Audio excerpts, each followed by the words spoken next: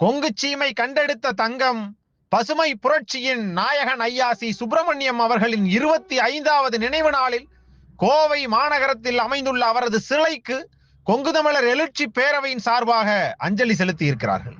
அந்த காட்சிகளையும் ஐயா அவர்களின் வரலாறுகளையும் பின்வருமாறு இணைத்திருக்கிறோம். அனைவரும் பார்க்க வேண்டுமாய் கேட்டுக்கொள்கிறோம். நன்றி.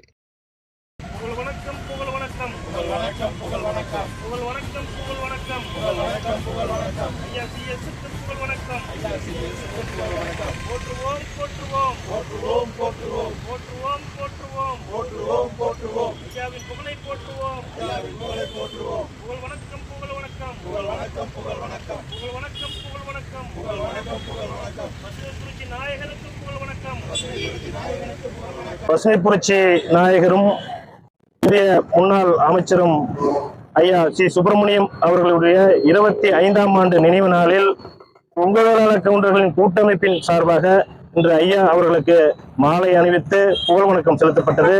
இந்திய திருநாட்டின் விடுதலைக்கு பாடுபட்டவரும் சிறை சென்ற மாவீரர் ஐயா சி சுப்பிரமணியம் அவர்கள் 25ஆம் ஆண்டு நினைவு நாள் என்று வருங்கால தலைமுறையினர் நாட்டு விடுதலை உணர்வையும் மக்களுக்கு அவர் ஆற்றிய தொண்டையும் வருங்கால தலைமுறையை தெரிந்து கொள்ளும் விதமாக ஐயா அவர்களுடைய சிலை கோவை மாநகரத்தின் மைய பகுதியான ரேஸ்கோஸில் அமைந்துள்ளது.